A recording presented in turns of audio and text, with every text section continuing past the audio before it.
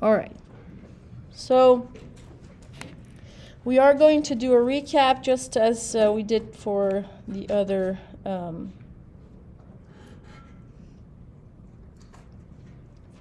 test. And we're going to do the concepts and then we're going to do exercise, okay? All right, so let's start our recap. We're talking about probability.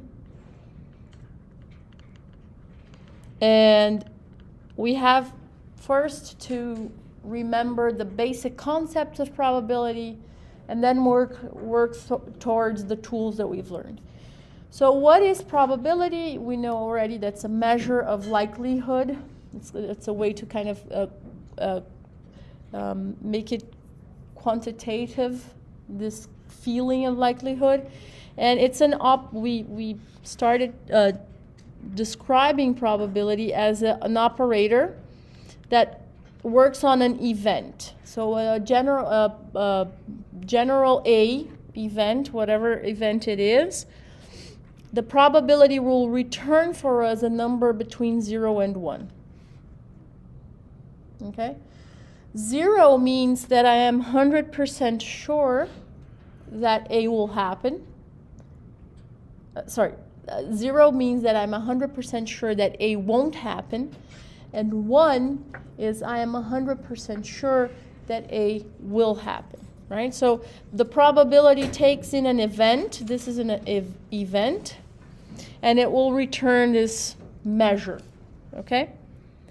What else did we learn? We learned that when you're doing an experiment,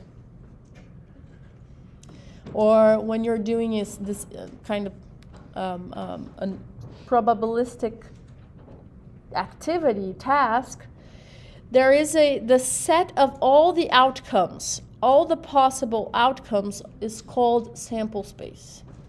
So sample space is a collection of all possible outcomes.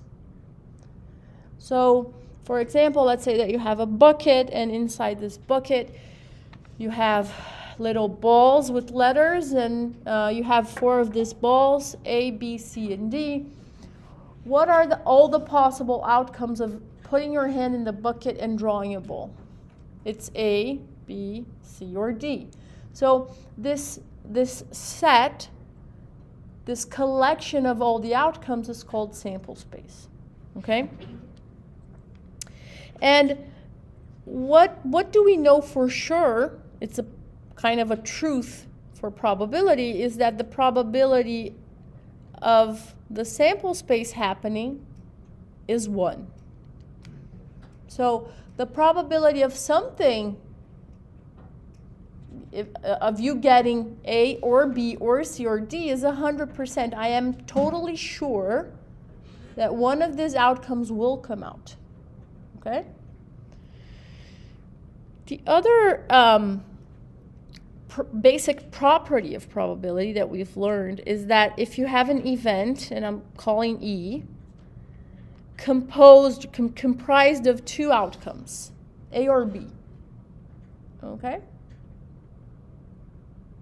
Then the probability of this event happening is actually the sum of the individual sample points, right? Or outcomes. We can also call outcomes as sample points, right? So if you have an event E comprised of the sample point A or the sample point B, then the probability of that event happening is the probability of A happening plus the probability of B happening. Okay? And because of this rule, you can also understand that the probability of the sample space that equals to 1 has to be the sum of all possible probabilities of all possible outcomes, right? So this is another kind of equation that we saw. It's just a consequence is that the probability of S is just, well, the probability of each of the outcomes. Okay? and obviously this has to sum up to 1. Okay? Please interrupt me if you have questions, okay? So this is kind of the basic heuristics around probability. So this is kind of the basics. Let me write this down. So this is like number 1. This is the basics. Then we saw some equations, okay? One of the equations that we saw was this one. If given 2 events, E and F, the probability of E or F happening, meaning that you're doing a union of events, is given by the probability of the first event happening plus the probability of the second event happening, discounted minus the probability of both happening at the same time. Okay? So this is one of the basic equations that we also saw during the course. So we are talking about 2 different events. They can actually have some overlap. They can happen at the same time. So when you're taking the probability of this union, you should take into account the individual probabilities of the events, but you should discount or subtract this overlapping. Okay? It's very similar to the set equations. It is important to notice that when we talk about the probability of an event happening, and this event is comprised of different sample points, you just sum up, right? This is a question that you can ask yourself. Why when I calculate this probability here, I'm summing up the individual probabilities, but I'm not taking off the intersection? Well, because what I'm talking about the probability of an event comprised of sample points. And these are outcomes. So it's already, you will have A or B. They are the outcomes. So they don't happen at the same time. Okay? Here we're talking about events that can be bigger than only the sample, like it can be formed by more than sample points, like more than one sample point, and then they can tend to overlap, they can happen to overlap, and you have to discount that, okay? All right, so the next formula that we saw is this. Is a formula that comes from midterm 1, from the set kind of content. And it says that the probability of one event happening is equal to the sum of probability of all the ways that this event could happen. So the probability of E happening is the probability of E happened given that and F happened, plus the probability of E happening and F complement happening. Okay? This is just a formula.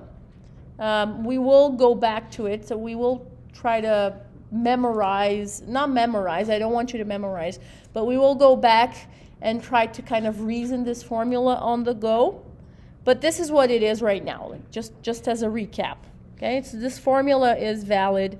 That what we saw.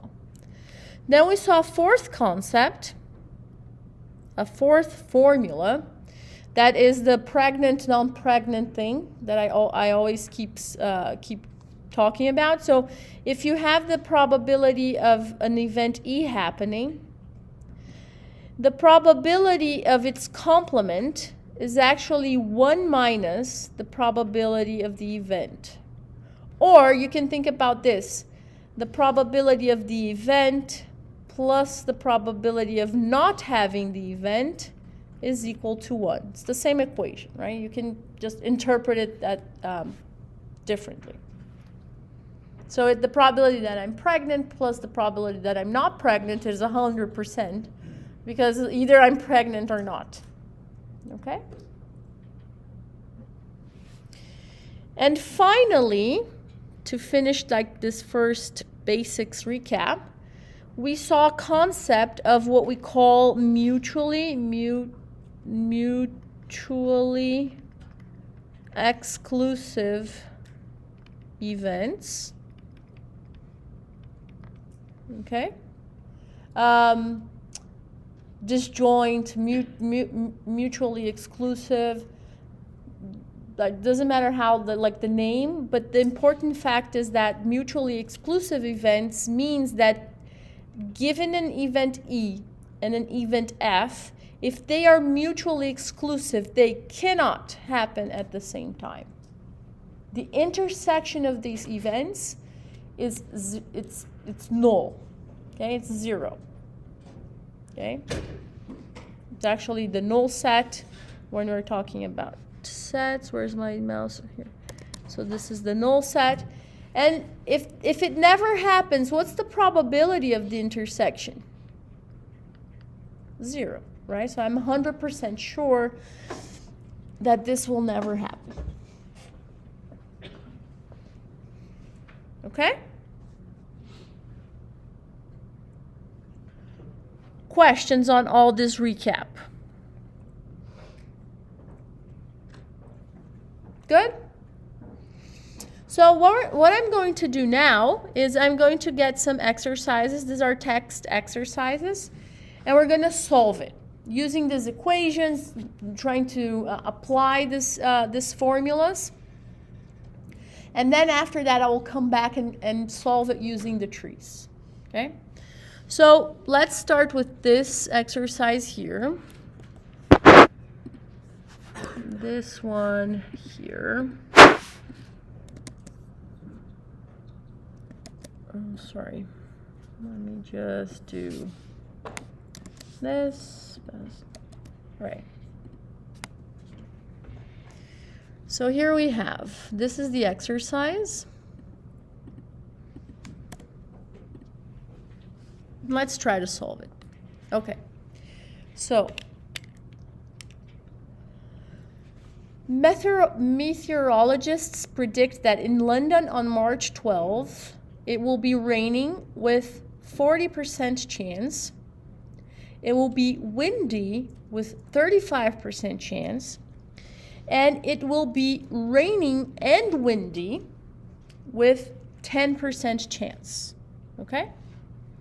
What is the probability that London will be raining but not windy on that day? So this is a typical exercise. This is midterm 2, 2023. In the multiple choice part of the test. This is a typical exercise that will appear. Okay, so it gives you some information and you have to work it out. So let's try to reason what events we're talking about. First of all, we have an event of rain, right? And we have an event of wind. What is the information? I know that the probability, it was given to me that the probability of raining has 40% chance, or 0.4. What else? It tells me that the probability of wind, of being windy is, so I'm calling W as wind, 30%, 35% chance, so it's 0.35. Okay? And the probability, what else? That the probability that it will be raining and windy, raining and windy is 10% or 0.1. So this is the information. I kind of translated to a math language. And the question is, what's the probability that London will be raining but not windy. So raining and not windy.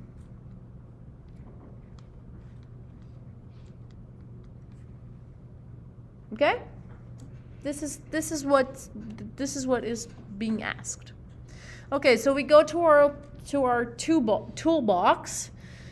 We assess everything we know and try to find our way out of this. So every time you see a question or with a formula where you have an intersection with the complement, again, an intersection with the complement, okay? You should remember this formula here, formula 3. And why is that? Well, you can see that exactly an intersection with the complement happens in this right-hand side, right? So if you take a look at this formula, if we let E be R, be raining, and if we let F be wind, what we want will appear here. It will be the probability of R intersection W complement. Okay? So let's try to rewrite this formula. Where's my mouse? Pen. So let E be rain, like this generic E be rain, and F be wind. So what I'm telling is substitute E by R and F by W. So P of R, E is R now, will be P of R and W plus P of R and W complement. Okay? And what we want exactly this term here. This term here is what we want. Okay? Now, do we have the rest of the terms? Well, yeah, we do. The P of R was given to me, and it's 0.4, so I can just directly substitute that. Okay? So 0.4. What is the probability of the intersection? I was given, it is 10%. This is the probability of having rain and wind at the same time. It's 0.1 or 0.10, okay? Plus the probability that I want to find. So now it's just a matter of like isolating the variable that I want and solving for it. So to isolate this, just subtract 0.1 from both sides, or just kind of drag this 0.1 here in with the subtraction. Okay? Then you will be isolating whatever you want, and the answer then is 0.3. Okay? So answer is this. Very straightforward exercise, is just the direct application of a formula. And in the test, you will see, like the first questions are very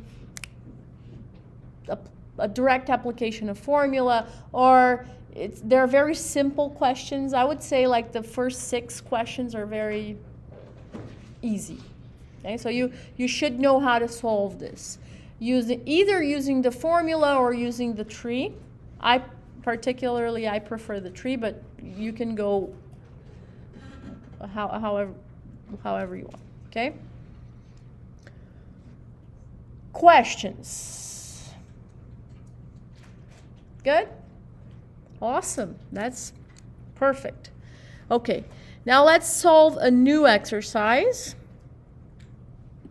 So what I'm going to do is I'm going to change this exercise here. I'll keep the recap so that we can look at the formulas and everything.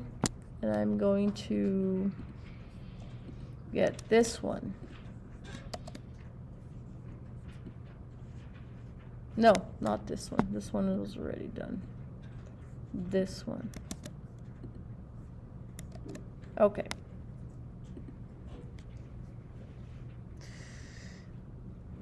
Again, one of the first exercise when you open the test, this will be one of the first first page of exercises. They're the most simple ones.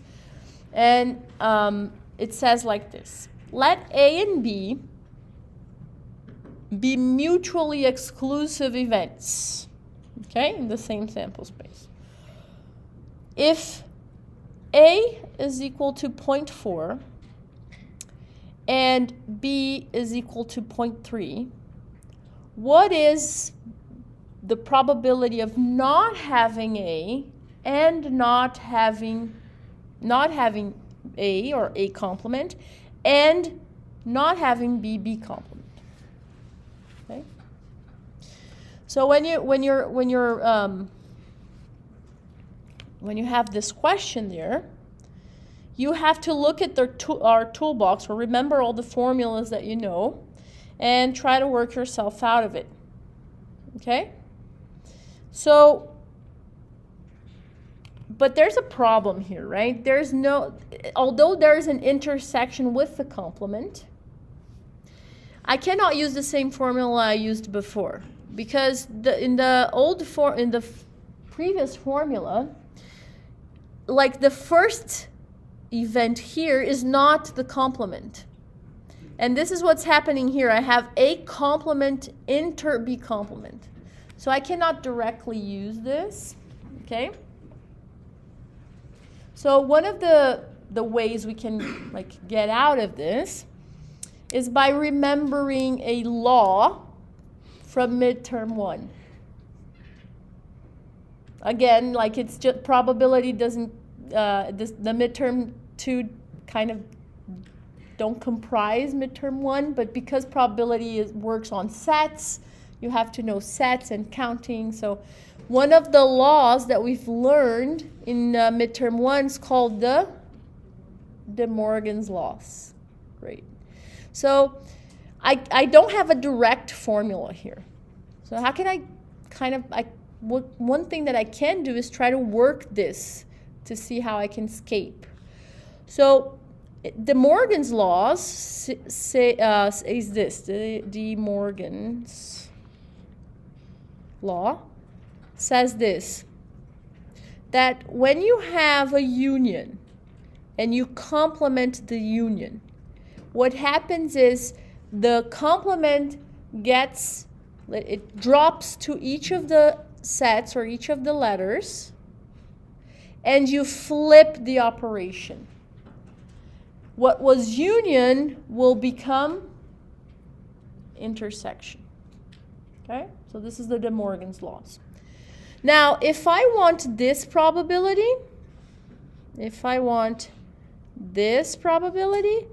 I can find this probability by kind of trying to find this one, because they're the same thing.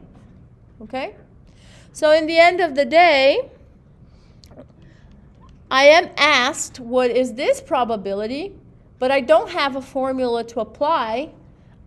So I used De Morgan's laws, and now I'm going to work on this. I will try to find the probability of this A union B complement everything, right? So the complement of this union.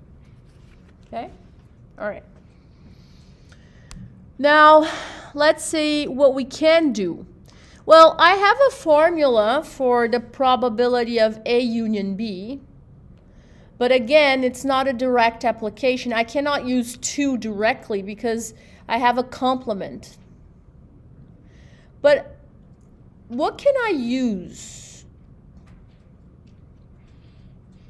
Well, I would go with this. I would mix 4 and 2.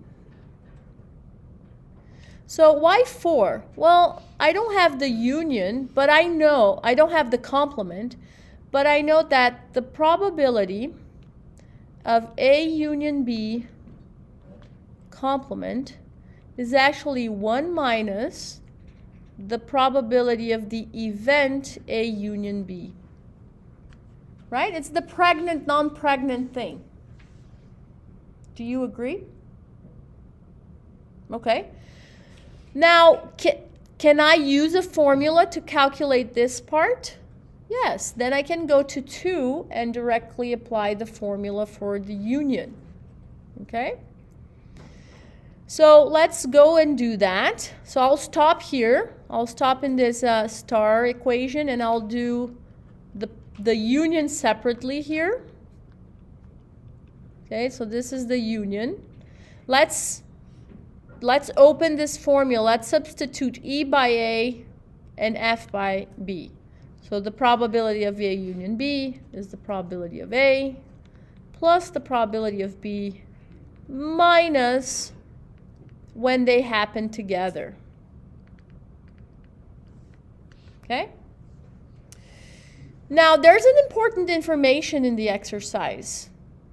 What is the important information? That although it's not written like in a math equation, what is said to you? They're mutually exclusive. Meaning that mutually exclusive means this, right? Like the intersection is the null space and, or the empty set, and the intersection is 0. So I know that this is 0. They cannot happen at the same time. Do I have P of A? Well, yes, they gave me this. It's 0.4. Do I have P of B? Yes, I do. It was given to me. It's 0.3. Okay? So when I have everything that I need to calculate the union. And calculating the union is 0.4 for P of A plus 0.3 for P of B minus 0, right? This is 0.7. Okay? And don't do this. Don't select the answer 0.7 because it's not that what was asked. We found the union, but what we have to do is now we have to go back to the star equation because we don't want the union. We want the complement of the union. So going back to the star equation, what I'm going to do is I'm going to find what I want, which is the complement, by doing 1 minus the union that I found to be 0.7, and voila, the answer is 0.3. And here it is.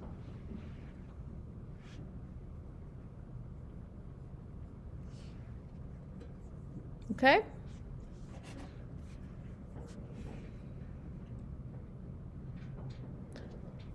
Questions? I mean, it's not a difficult one, but it is not direct as the previous one, right? The previous one was like, it's the type of question you cannot miss. If you get those questions wrong, like it will just complicate your life because that's the one that you have to ace. You have to make it, okay? Don't miss that one.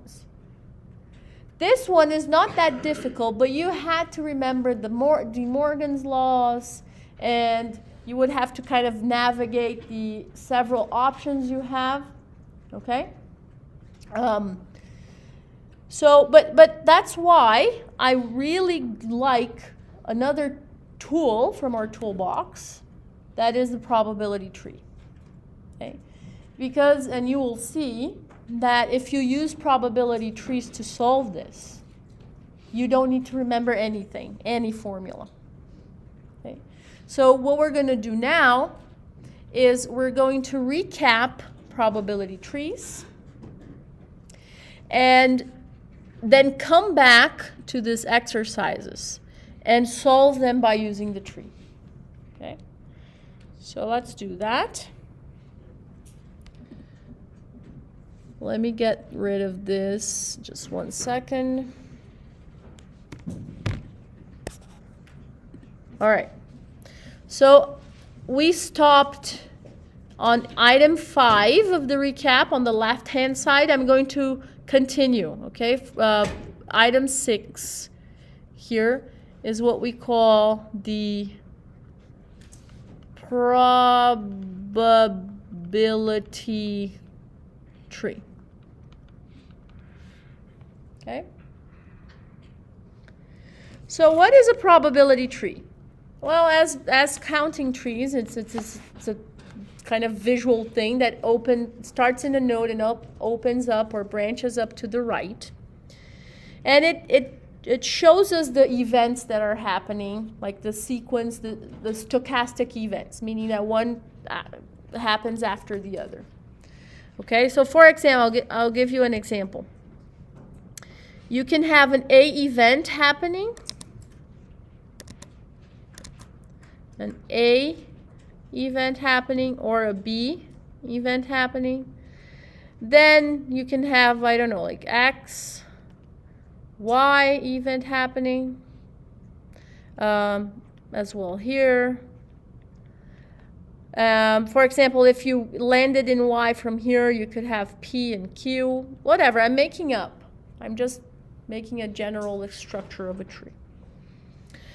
What are the properties or characteristics of this tree that are important and will help us solve problems in probability? Well, first of all, whatever sits on the number that sits on the branches are what we call conditional probabilities, right? So let's say, what is the probability? What is the number? What does this number that's sitting here means? For example, I'm gonna make it up, like 0.2. What does this mean? Well, this means that this is the probability. Let me do this shorter. This is the probability of X given that A happened first. Because again, remember, the probability tree indicates the sequence of stuff. Okay? It's a conditional probability. Meaning that, well, A happened first. If I'm sitting on A here and looking to the future, I have a 0.2%, a 0.2 or 20% probability of X happening next. That's like the meaning of this. And everything that sits on branches are conditional. So for example, what is this number here? Let's say that this number here is I'm making it up, okay? It's 0.7. What this 0.7 means? Well, this 0.7 means that this is the probability of Q happening, right? Given what? Who wants to try?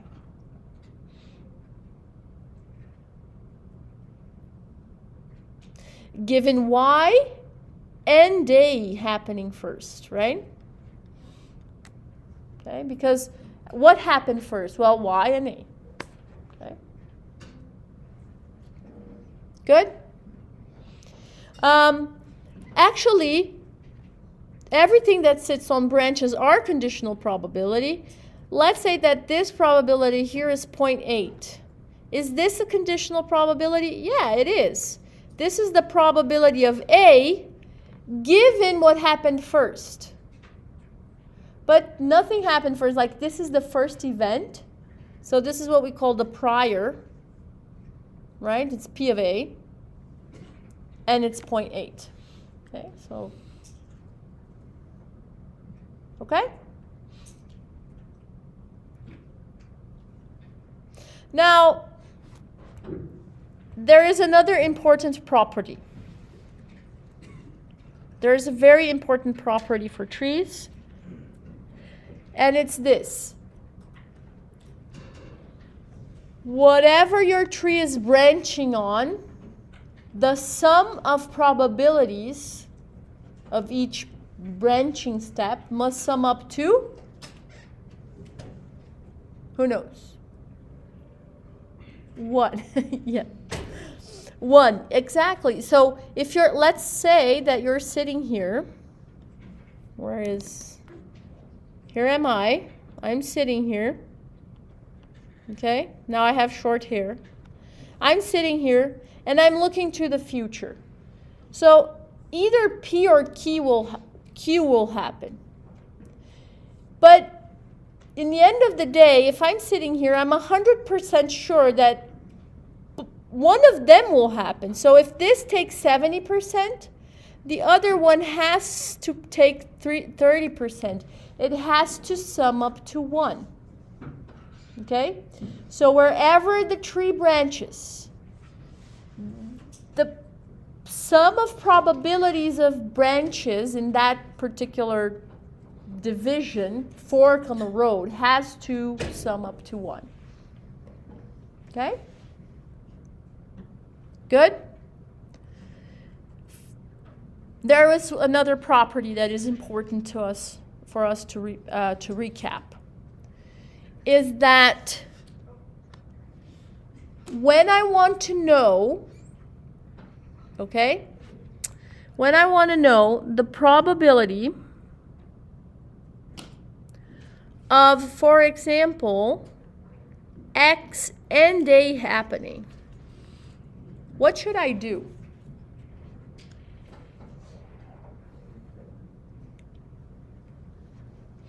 What should I do? Like, I'm looking at a tree. What should I do to calculate X and A?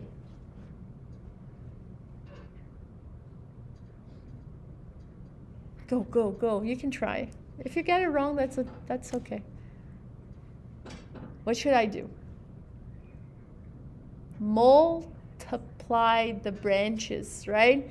So what path am I interested in? Well, it's the path of A happening, then X happening. So both of them happening, right? So kind of it's this green branch. This green branch is formed, this path is formed by, first A has to happen, then X has to happen given A. So we have to multiply. We have to multiply the probability, sorry, wrong color, the probability of A, which is this one, the 0.8, times, so this is the 0.8, times the probability of X given A, which is 0.2. Okay?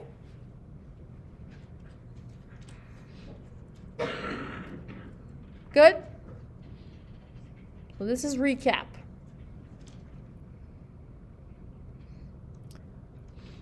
And the last concept that we have, and it's the last one, I promise, is this. What sits on the tree are conditionals, right? And if you have them, and like if they're given, that's awesome. Like, woohoo, I have it. Okay? And then you can calculate the paths, which are the intersection, right? So paths are the intersections. But what if I don't have and I need to calculate that? How can I do that? So the definition of conditional probability, for example, X given A, so A happened first. What's the probability that X will happen next? This is actually, and if you think about, what is the branch of interest? Well, it's the green one, right? I'm asking what's the probability of A, what's the probability of X given that A happened. So in the end of the day, if this happens, it would be the green kind of branch. So this is it would be the same thing as the intersection, which is the multiplication, okay? But if you go back to the lecture, and the recordings are at Brightspace, when I tell you that something happened first, something happens with our sample space. Our sample space shrinks. So if I tell you what's the probability of raining given that it's cloudy, I'm telling you already that's cloudy. So the likelihood of rain it goes up. So remember, we have to correct for this shrinking, right? And the way we correct is dividing by the probability of what happened first. Okay? Cool? So, and it's very important for us to understand that there is a difference between the conditional and the intersection. There is a difference. And the difference is what? Well, the difference is, where is my pen? Is this denominator, this correction factor. Okay? If I tell you what's the probability of rain and cloud, but I don't give you any information, it will be one probability. Now, if I tell you that is already cloudy, that knowledge that you had, that feeling of the likelihood of raining will change, and it will go up actually, okay? Because you corrected for the shrinking of the sample space. Okay? Good? That's all we need to know of trees. So in this recap that we've just did, up until item 6, we are covering 80% of the test. Okay? Because then we're left with repeated trials and Bayes' theorem. This is all that we have to know with probability. So what we're going to do now is we're going to go back to the previous exercises, and we're going to make it like we're going to solve it using trees so that we can practice a lot, because this is a very, very powerful tool. Okay, so I'm going to just let me get the text.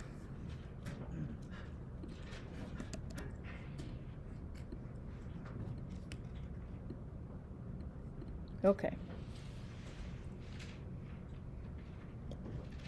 So let's read again. Let's try to start making this as a tree problem. Meteorologists predict that in London on March 12th, it will be raining with 40% chance, windy with 35% chance, and it will be raining and windy with 10% chance. Okay? What is the probability that London will be raining but not windy on that day? Okay. So when you read this, and you don't want to use the formulas, so 80% of the course, 80% of the course, you could drop 1 to 5 and just study 6 that you will be able to solve it. Okay. So how can we pose this as a tree problem? Well, I have 2 events of interest, right? Rain and wind. So I start making up my tree. Like let's catch my tree, a simple tree. It could rain or not rain as a first experiment or as a first outcome. Then it could be windy or not windy on the second experiment. Okay? Now, I have to populate this tree to go, then try to answer the question. So let's populate this tree. What am I given? I am given that, where is my mouse? That it will be raining with 40% chance. So raining is here, right? It's the probability of R. It's the prior. There's nothing before, so it's directly here in this branch. Okay. What else? Well, the probability of wind is 35% chance. Okay? Should I put this 35 here? Well, if I do that, I'm forgetting that it could be windy through this path here. Okay? So I'm just going to take a side note, like, oh, the probability of being windy is 0.35. Just taking a note, okay? And the question, oh, and there's another information, that the probability of rain and wind is 10%. Again, look, it's the probability of rain and wind. It's not the probability of rain given that it's windy. I don't know if it's windy. What they're saying is that the probability of rain and wind is 10%. It's not the conditional. It's not the conditional. It's the intersection. Okay? So I should not come and put this 0.1 here, because it's wrong. This is the probability of R given W and not happening at the same time. Okay? So I should not put this in, because this is not P of R. This here is P of R given W. And they are different. They are different because of the term that you divide. Okay? All right, so how can I solve this problem if I just have this 0.4 information in my tree? Well, look at this. First of all, we can use a property, the property that all branches should sum up to 1, and directly find this, right? Okay? Now I have two other extra informations. I have this and this. Okay, so extra information 1, extra information 2. Let's use extra information 2. Extra information 2 says that the intersection, meaning that both happened, right? Already happened. They already happened. One R was happened, then W happened, is 0.1. So remember, what is this path of interest? The intersection is the path of interest. Is this one, right? It means that whatever square I have here, let's call this a square number, whatever is that, if I multiply 0.4 times the square, it should result in 0.1. Okay? All right? Because the intersection is the path. When they happen together, it's the complete path that I'm taking. Okay? It's not the conditional. So this is take the 0.4, multiply but by a square, which is the conditional, and I don't have. This will be equal to the intersection. Okay? If you do that, you will find that the square is 0.1 over 0.4, which is 10 over, which is the same as 1/4 or 0.25. So this square thing here, I just found to be 0.25. Okay?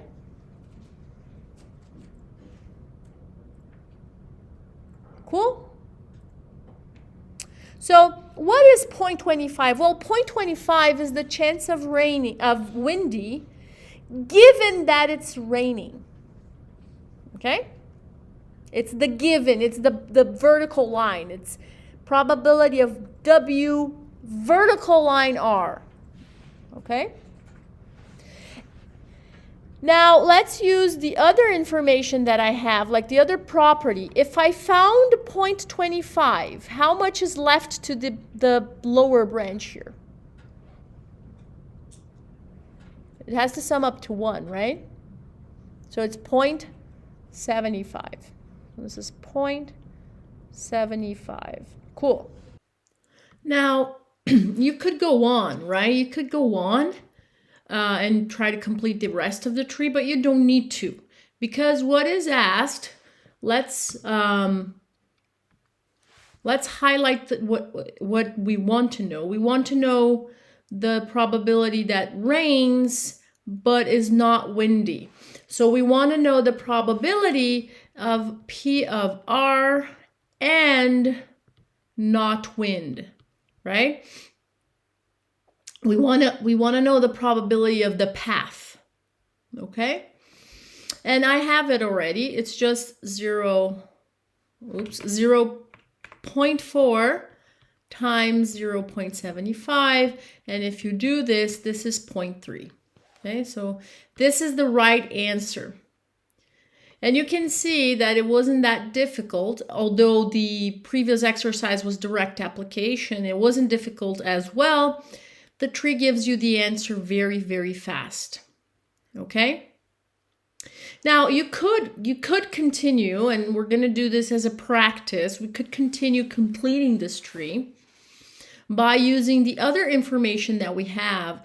That means that the P of W is 0.35 or 35%. Okay? So P of W comes from two paths, right? The pink path. Sorry, this. Let me get the pink path out of the way, because this is it was the path that interests me. But now I want to know. I want to kind of see that this is makes part of forming P of W, and this makes part of forming P of W. Okay. So P of W will be given by, well, first R and W needs to happen, or not R and W needs to happen, okay? So it comes up from this two. We have to sum up both branches. And when I say both paths, and when I say paths, I say the intersections, the upper path or the lower path. So in the end of the day, this has to be 0.35, right? And I have the upper part giving me 0.4 times 0.25. We already know that this is 0.10 plus 0.6 times whatever other square we have here, okay? And that's what I want to find. I want to find this square. So we are left with 0.35 minus 0.1. This is 0.25 is equal to 0.6 times square. And then the square is, the black square there is 0.25 over 0.6. It's 0.25 over 0.6. It's equal to 0.42, right? And I'm rounding up, okay? 0.42. So I'm kind of finishing my tree. I'm just finished. You didn't need to do this, okay? Because you already have the answer. But this would be 0.42 and this would be 0.78. Uh-oh. 68, sorry. This not seems like a 4. 42. And here, 58. Sorry, 58. Okay. And if you indeed multiply 0.4 times 0.25, we already know that this is 10%, it's 0.1. If you now sum up with 0.6 times 0.42, and again, this is an approximation, I truncated the number, but this is, you can see there that this is 0.25, right? In the calculator here, and so both of them will sum up to 0.35. Okay, so I'm just kind of going through the way you would populate the rest of the tree. Okay, so it's very important, as I'm going to even extend this side up, this recap here in the left side, where if I have a probability of an event that has different paths, right? You have the green path, you have this other path here that I'm highlighting.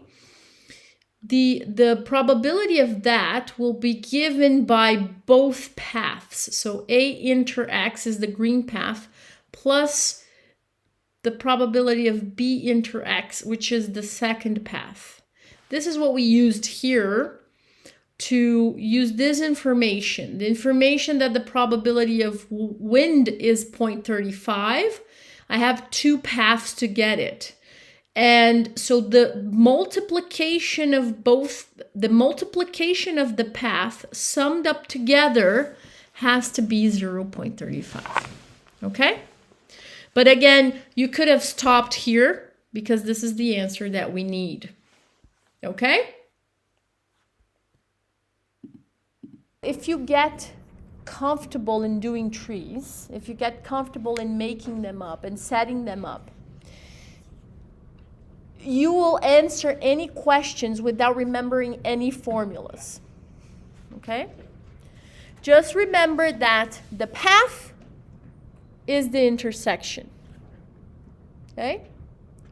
The multiplications of the branches are things that happened already happened. So you have to multiply the steps. What sits on the branch are conditionals. And be careful, conditionals and intersections are slightly different by a factor. Okay? They're not the same. Okay? And then there's the rule that every branch has to sum up to 1. But if you kind of if you're comfortable with these rules and setting up the tree, it will be very easy to answer any questions. Questions about this? Good? All right. Now let's go back again and let's try to solve the second exercise using the tree. So, okay. So now the second exercise, if you recall, we had to remember De Morgan's laws, and then we had to kind of, oh my God, like use the pregnant, non-pregnant thing with the complement. And then we had to go back and then find a formula for the union, and it was, I mean, it's not, it is what it is. It's just a formula application, but it's not a direct formula application, okay? So let's try to solve this with the tree. Okay, what we recapped about trees. So let's read the problem again. Let A and B be mutually exclusive events in the same sample space. If P of A,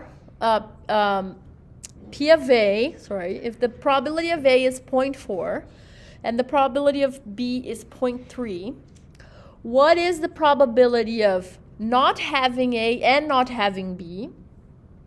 Or in mathy words is what the probability of A complement intersection B complement. Okay? So let's set up a tree. Let's set up a tree. And I know there are two events, right? So it's that basic tree with two events. The first event can happen A or not A. Okay? The second event can happen B or not B. B or not B. Okay, this is the basic tree structure. And now, if we can populate the tree, then we can answer any question about the tree. So let's try to populate the tree. Okay? Complete the values. So let's see. First of all, I have a very important information, that it's mutually exclusive. A and B are mutually exclusive, meaning that they cannot happen at the same time, or they cannot happen together, right? So what I know is that the probability of A inter B is equal to 0. Okay, so this is the first information that I was given. the second information is this. The probability of A is 0.4. Okay, well, I know where probability of A goes. It's the prior, so it's the first thing that happens is this is kind of the probability of A because it's a conditional, but nothing happened before. It's probability of A, it's 0.4, okay? Now, from this, I can derive two things. First, this is 0.6. Do you agree? Yeah, because one of the properties of the tree is that the branches have to sum up to 1. What else? Well, do you remember that the intersection is the path, is the multiplication of the branches? If the multiplication of A and B has to be 0, what should sit here? 0. Right? Because 0.4 times 0 will give you the mutually exclusive characteristic, which is the resulting path, the resulting path will be 0. Okay? Well, another thing that I can populate in this tree is this. If the upper branch there is 0, where is my pen? Oh, lost it. If this upper branch here is 0, what is left here? 1. Great. Now, what other information I have? I have that the probability of B is 0.3. Okay? So the probability of B is 0.3. Now, I have two paths that represent the probability of B. I can land in B by the first path, by this path, right? And I can land in B by this path. Now, I have to, summing up the paths have to sum up to 0.3. So let's take the first path. 0.4 times 0 equals 0. So the 0.3 actually comes all from this branch, right? From this path. So 0.6 times whatever sits here has to result in 0.3. What sits there then? What has to sit here so that 0.6 times whatever is here is 0.3? Is a half, right? Is a half. Is a half. So again, I don't have this conditional. This is a conditional. This is P of B given A complement. Okay? I don't have it, but I have P of B. P of B comes from two paths. This first path here, which is A and B, and the second path that is A complement B, right? And I have to sum them up. But this one is 0. So whatever sits here, 0.6 times whatever square sits there has to account for the whole 0.3.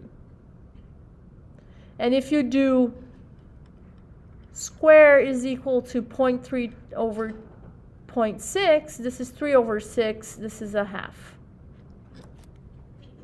Okay? So in the end of the day, we found that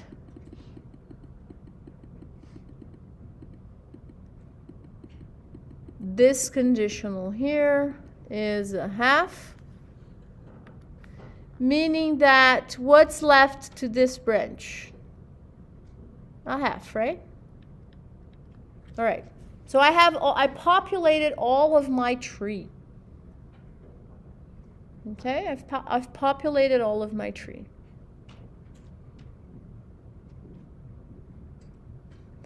Now, what's the question? The question is not A and not B. So I'm going to highlight with my green pen the path that I'm interested in. I'm interested in this. Not A and not B. Well, what should I do? The probability of not A and not B, which is what I'm looking for, is just 0.6 because not A has to happen first, and then times a half, this is 0.3.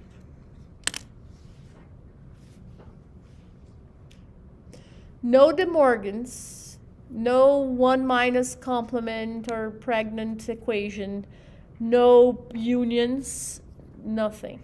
It's just the tree. But you have to know how to do it. Okay? You have to practice.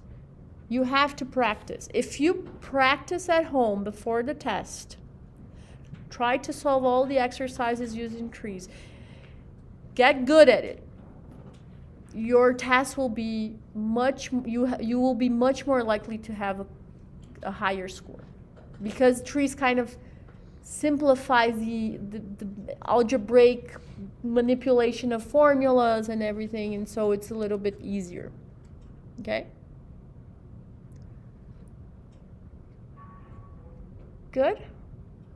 Questions about this one? No?